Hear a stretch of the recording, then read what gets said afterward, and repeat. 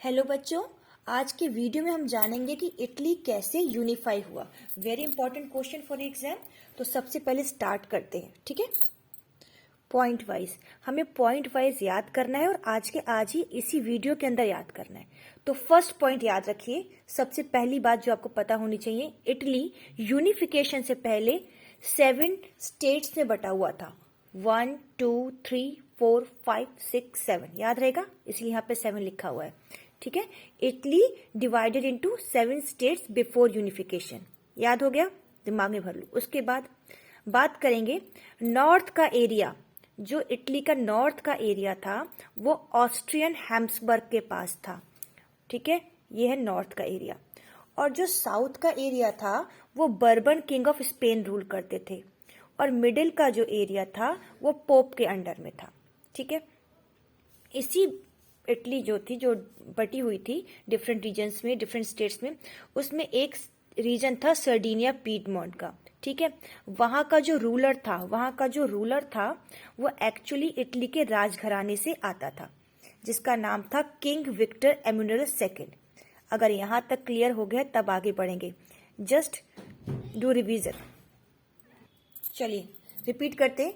Italy कितने states में divide था बिफोर यूनिफिकेशन? 7 स्टेट में। उसमें जो नॉर्थ का एरिया था वो ऑस्ट्रियन हैम्सबर्ग के कंट्रोल में था। साउथ का area bourbon king of Spain control करते थे, रूल करते थे, कंट्रोल करते थे, what ever you want you can write. और जो मिडिल का एरिया था वो पोप के अंडर में आता था। इसी बिफोर जो इटली था, जो यूनिफाइड नहीं हुआ था, उससे पहले एक रीजन था सर्डिनिया पीडमोंट। वहां का जो रूलर था वो एक्चुअली इटली का ही था, इटालियन प्रिंस था और इटली के राजघराने से ही उसका संबंध था, ठीक है। उस किंग का नाम था किंग विक्टर एम्यूनल सेकेंड। क्योंकि वो इटली के राजघराने से था, मूलतः इटली का ही था, तो उसने कहा जब कोई रिस्पॉन्सिबिलिटी नहीं लेगा तो ये मेरी नैतिक जिम्मेदारी है कि मैं इटली को यूनिफाइड करूं। तो किंग विक्टर एम्यूनल सेकेंड ने रिस्पॉन्सिबिलिटी ली। किस चीज की रिस्पॉन्सिबिलिटी ली? टू यूनिफाई इटली, इटली को यूनिफाई करने की। यहां तक की पिक्चर समझ में आ गई तो प्लीज कमेंट यस।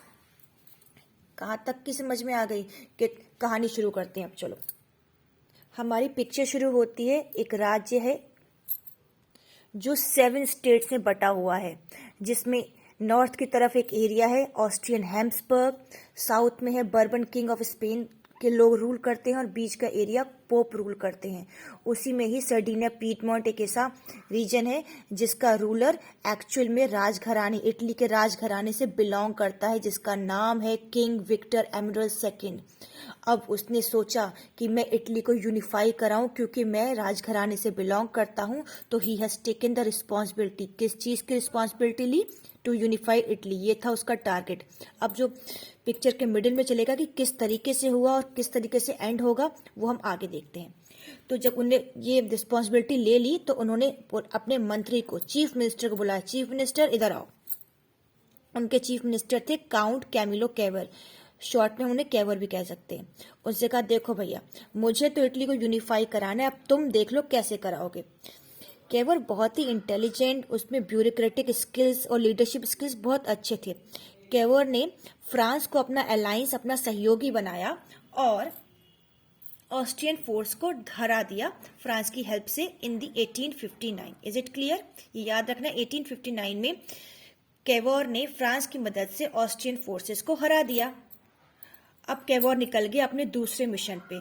उसने 1860 में लोकल पीजेंट्स और लोकल पीजेंट के लीडर गुजुपी गैरीबेल्डी, नाम याद रखना, गुजुपी गैरीबेल्डी, और उसकी जो आर्मी थी पीजेंट्स की आर्मी, उनके संग मिलकर Spanish region Bourbon king of Spain के एरिया के लोगों को भी हरा दिया और इसको भी अपने कब्जे में कर लिया।